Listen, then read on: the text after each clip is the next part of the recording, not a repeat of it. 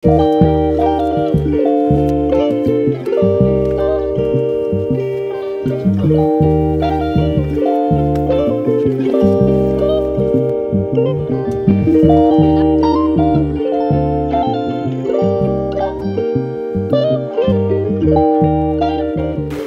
namin maglakad ng for about 40 minutes or 45 minutes, andito na kami sa Blue Soil.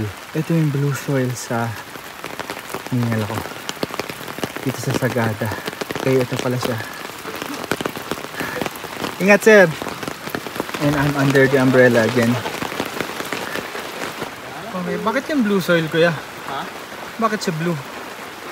Ayun mo parang blue-green, no? So just arrived here in Blue Soil.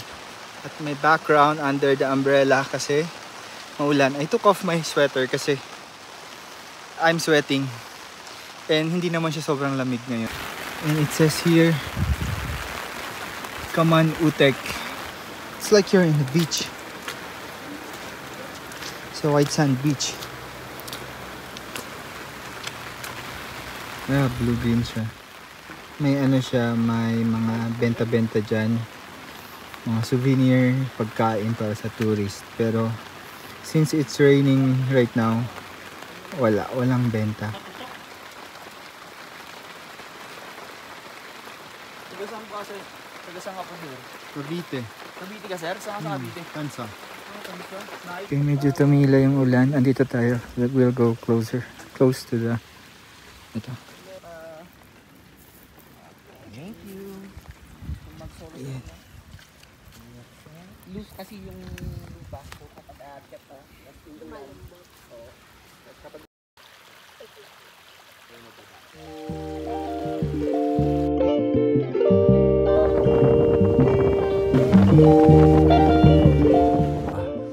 Tapos na yung trip. Hindi talaga kami masyadong nakapag-road trip or nakapagpasyal dito sa Sagada kasi it's been raining.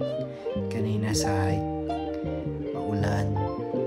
But pahinga muna ako ng konti. Tapos I can go around and walk in the streets of Sagada. This is my... Ako kaya dito ako sa Sagada. Maglalakad. Maambon, I think I need to get my umbrella. Dito sa side, yung mga cafe and mga souvenir shops. Actually cool mga cafe dito. Ito yogurt house.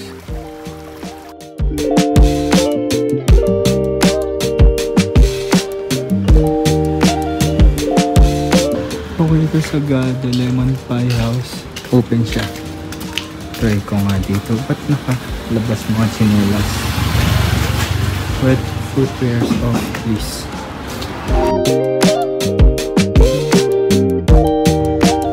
It's so quiet in here. My coffee is here. And my lemon pie.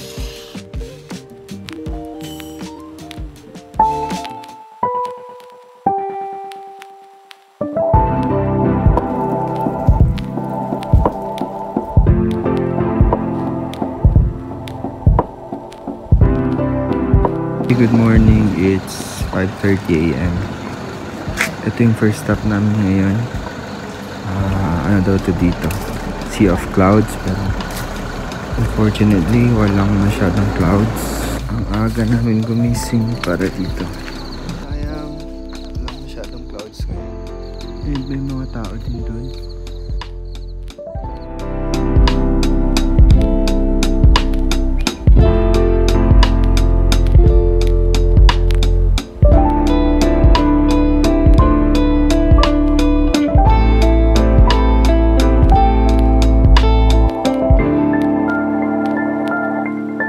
Supposedly may mga sea of clouds dito pero wala. Yun lang ang mga clouds. Ganda. Ganda.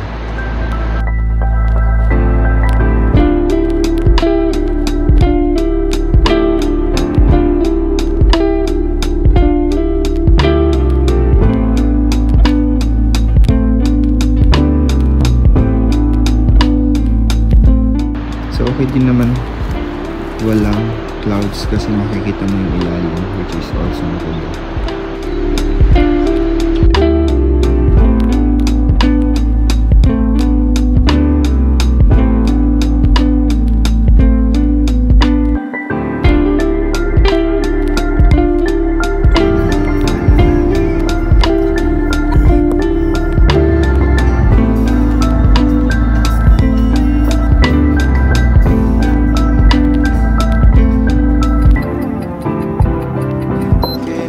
Papalik na kami sa Manila.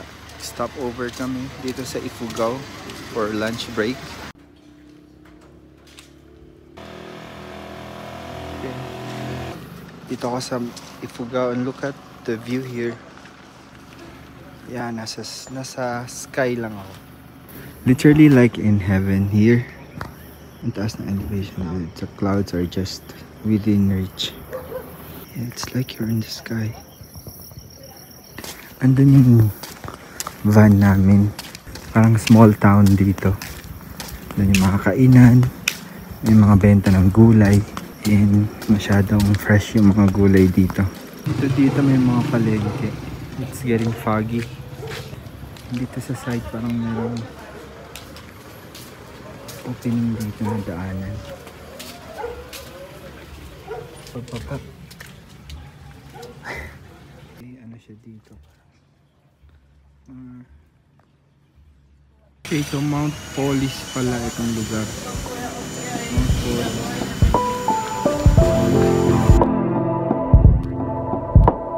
Okay, third stop for today is sa Banawe, Rice Terraces.